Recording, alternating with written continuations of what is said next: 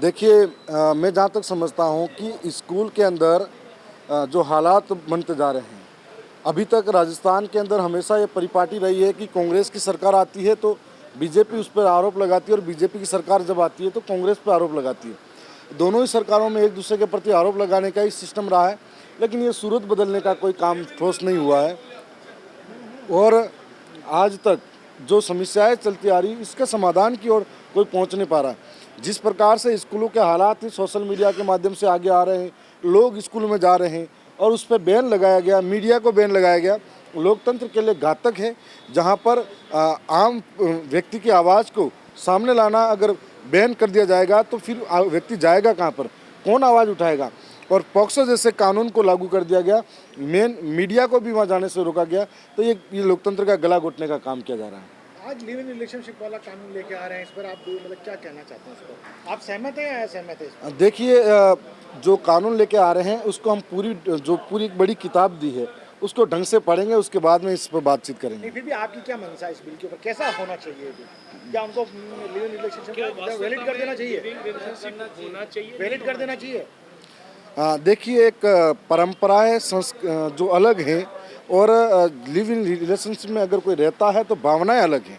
भावनाओं और परंपराओं को दोनों के मध्यस्थता स्थापित करनी चाहिए। हम ये भी नहीं कहते कि किसी की भावनाओं को अपन मार सके, लेकिन ये भी नहीं कहते हैं कि जो परंपराएं हैं जो बुजुर्गों ने दिए हैं उनको तोड़े।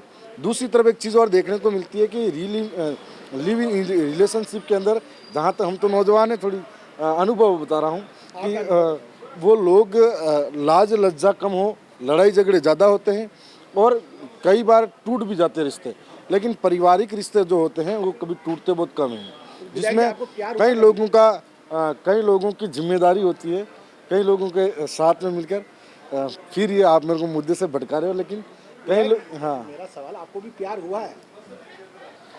देखो प्यार, मेरी बात थी सुनो, प्यार जो शब्द है वो सबसे अलग है। किसी को प्यार किसी भगवान के नाम से होता है, किसी को प्यार किसी इंसान के नाम पर होता है, किसी को प्यार अपने कार्य के नाम पर होता है। प्यार अलग अलग परिभाषा से हम आकलन कर सकते हैं कि किसी को प्यार, जो जैसे कोई मैं विधायक हूँ तो मुझे मेरी जनता से प्यार है, मैं उनके लिए क्या बेहतर कर सकता हूँ। किसी को अलग रूप में प्यार हो सकता है। अब इसको ये मायने में देख सकते हैं। चतुश्रेणी की बात जो आप कह रहे हो, मैं पूरे प्रदेश के अंदर मैं उन तमाम लोगों की बात करना चाहूँगा जब पटवारी भर्ती हो, एलडीसी भर्ती हो, सचिव की भर्ती हो, या थर्ड ग्रेड टीचर की भर्ती हो, या व्याख्याताओं की भर्ती हो, सारी भर्तियों के अंदर पहला तो ये जो कर रखा है 40% बाध्यता अंक वाला, इसके माध्यम से कई बच्चे ऐसे हैं जो उस जगह पहुंच ही नहीं पाते। अब हम समझे इस बात को कि किसी बच्चे को विज्ञान सब्जेक्ट है और उसका टैलेंट विज्ञान में अच्छा होगा, अगर उसको जीके सामने से ऐसे जीके ला के सौंप दी जाती है जो आईएएस और आरएस के लोग नहीं पास कर पा रहे हो, तो कैसे वो विज्ञान पढ़ाने वाला बच्चा विज्ञान के सब्जेक्ट में पास होगा और दूसरे में फेल होना ही होना है। कोई खेल में अच्छा है तो खेल की सब्जेक्ट में पास होगा, कोई गणित में अच्छा है गणित की सब्जेक्ट में पास होगा। 40% जो बाध्यता अंक लागू कर रखा है उसकी वजह से कई भर्तियाँ इस प्रदेश के अंदर आज भी खाली पड़ी हैं। दूसरी तरफ ये भी कहे कि जो चतुश्रेणी है, एक दिखावा अलग किया है सरकारों ने। जब 2014 से पहले सरकार आई नहीं थी केंद्र की, बड़े दावे थे कि हर साल हम 2 करोड़ युवाओं को रोजगार देंगे, 15 लाख खाते में देंगे, ये सारे जुमले बना दिए उन्होंने। अब वो वास्तव में नहीं है, लेकिन युवाओं की पीड़ा कौन समझेगा। मैं भी एक युवा हूँ और युवाओं की पीड़ा समझता हूँ कि प्रदेश के अंदर एक युवा जो सामान्य वर्ग का आता है या गरीब परिवार से आता है या फिर जो आदिवासी दलित है या अन्य जो एक युवा जो पीड़ित है, जो पढ़ाई लिखाई करने के लिए अपने खेत गिरवे रखे या अपने गहने गिरवे रखे या लोन लेके फिर यहाँ महंगी कोचिंगों में आते हैं, डिग्री पे डिग्री लेता है, MA, BA, BEd, engineering, MBBS, ऐसी डिग्रियां लेने के बाद में भी इनके हाथ में अगर नौकरी नहीं हो तो उनकी क्या पीड़ा हो सकती है। इसको कोई सरकारें महसूस नहीं कर सकती। और इसमें जिनके हाथ में डिग्रियां हैं, जिनके हाथ में कलम कागज होना चाहिए, वो लोग आज दर दर की ठोकरें खाते हुए मजदूरी कर रहे हैं। तो ये बहुत बुरा हाल है युवाओं के साथ। देखिए, मदन राठौड़ हो या मदन दिलावर हो, दोनों की मानसिकता साफ है, आदिवासियों से नफरत है। परंतु सबसे बड़ी बात यह है कि क्या मदन राठौड़ ही आदिवासियों से नफरत करते हैं या फिर इनकी पार्टी का ये विचार है।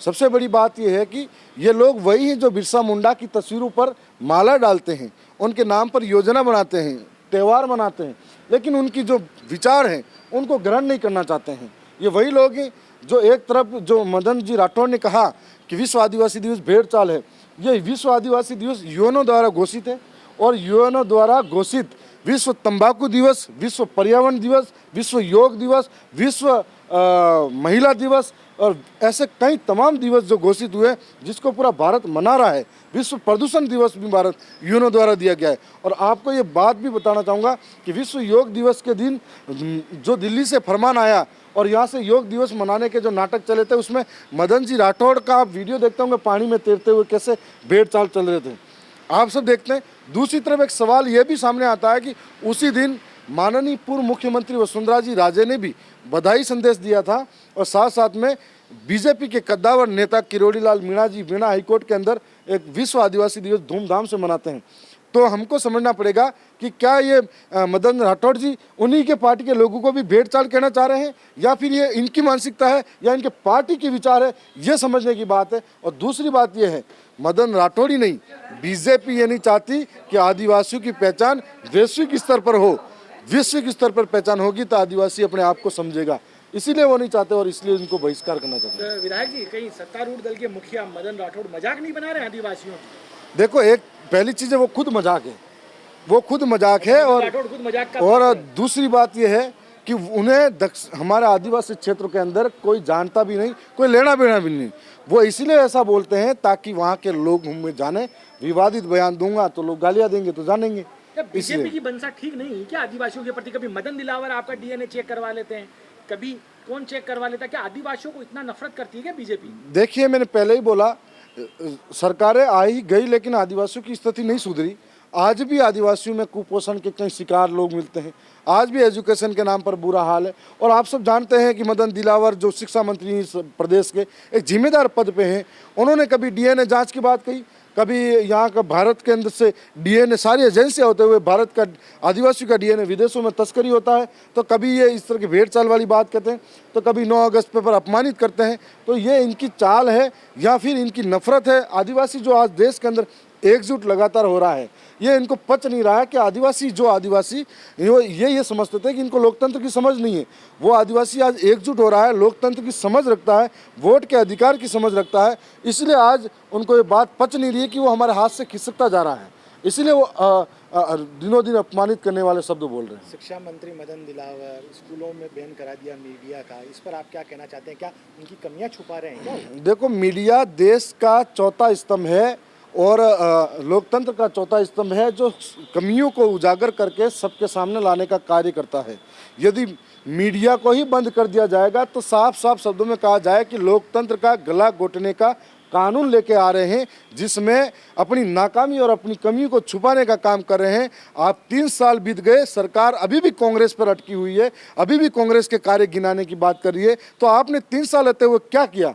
सवाल इस बात का है कि इतने बड़े बड़े बजट की बात करते हो, बड़े बड़े सीवरेज बन रहे हैं, बड़े बड़े डैम बन रहे हैं, बड़े बड़े वहाँ पर अन्य काम प्रोजेक्ट ला रहे हैं, वो सब एक तरफ है। एक क्या छोटा सा बजट शिक्षा विभाग के लिए क्यों नहीं दे सकती सरकार? लेकिन सरकारें नहीं चाहती हैं कि सरकारी विद्यालयों के अंदर गरीब का बच्चा पढ़ता है, सरकारी विद्यालयों के अंदर जो निम्न स्तर का बच्चा पढ़ता है वो पढ़ा लिखा होकर आगे नहीं आ जाए, ताकि हमें समझने न लग जाए। इसलिए सरकारें उनको बैन करना चाहती हैं। आपने देखा होगा झालावाड़ की घटनाएं, जब जो भी मीडिया का साथी वहाँ गया होगा तो अपनी घर जाकर भी मीडिया से अलग होकर इंसानियत के नाते भी रोया होगा कि कोई भी माँ बाप जब सुबह उठ के अपने बच्चे को पढ़ाई लिखाई कराने के लिए जब तैयार करके भेजता है, मन में एक ख्वाब पालता है कि मेरा बच्चा डॉक्टर बने, इंजीनियर बने, कलेक्टर बने, और जब उसकी सरकार के भ्रष्ट सिस्टम में उनकी ज़िंदगी दफन हो जाती है, तब वो माँ बाप सिसक कर रोता है, कहता है फिर वो किसके पास जाए, क्या किसको जवाब दे पाए, इस कंडीशन में होता है। इसलिए सोचना चाहिए, राजनीति से परे उठकर शिक्षा के बारे में न कांग्रेस करे न बीजेपी करे, और सब मिलकर भी शिक्षा के लिए एजुकेशन अच्छा करे। एक सवाल आपके मन में भी आता होगा कि मैं विधायक हूँ, विधायक होते हुए भी विधायकों को फंड मिलता है तो उसका उपयोग क्या होना चाहिए? तो हमने आज विधायक का जो फंड है 70% से ज़्यादा शिक्षा के लिए ही लगा रखा है, ताकि एजुकेशन सिस्टम अच्छा बेहतर बन सके। विधायक जी, अब आपको भी रोका जाएगा स्कूल में, आप भी परमिशन नहीं ले, आपको भी लेनी पड़ेगी अनुमति, तो अब आपके क्षेत्र में अब आपको परमिशन नहीं मिलेगी? देखिए उनकी हालत नहीं देख सकते। देखिए हम उस क्षेत्र के जनप्रतिनिधि हैं और हमें कोई रोक नहीं सकता और हम जाएंगे। वो बच्चे हमारे कैसे हैं, जाएंगे? आपको जाने नहीं दिया हम जाएगा अंदर? वो कैसे जाएंगे आप? बच्चे हमारे हैं और हम बच्चों के साथ नहीं जाएंगे तो किसके साथ जाएंगे? यदि हम सरकारों में दम है तो रोके, आपको पोस्ट हमें लगा दिया जाएगा, BNS रोके, लगा दिया जाएगा, जेल भेजा रोके। जाएगा। जिन बच्चों के लिए हम रात दिन मेहनत करते हैं, यदि वो सरकारों में दम है तो हमें रोके और रोक के दिखाए, हम जाएंगे इसमें। पॉस्को के तहत जेल भेजेंगे, BNS के तहत जाएंगे बिल्कुल तो? तैयार है। बच्चों के हित में जेल में जाना पड़े तो 100 बार जाने के लिए भी तैयार हैं। मतलब लेकिन आप इस बिल को नहीं चाहते कि पीछे हटे इस आदेश से? बिल्कुल आदेश से सरकारों को हटना पड़ेगा। आपकी नाकामी छुपाने के लिए इस तरीके के आदेश ला रहे हो जो साफ दिख रहा है, लेकिन इस तरह के आदेश और ला रहे हो। ये मदन दिलावर जी पूरे राजस्थान का बंटाधार करने के साथ साथ में बीजेपी के कई विधायकों को खून के आंसू रुलाने का काम कर रहे हैं, उनको भी सत्ता से बाहर करने का काम कर रहे हैं। आज मन ही मन बीजेपी के विधायक भी गालियां दे रहे हैं, जो कह नहीं पा रहे हैं सरकार के डर से कि यार इस तरह के आदेश लाओगे तो कैसे संभव होगा? जो आम आदमी अगर विद्यालय में नहीं जा पाएगा कैसे संभव होगा? ये बीजेपी सरकार की हठधर्मिता है या अहंकार है?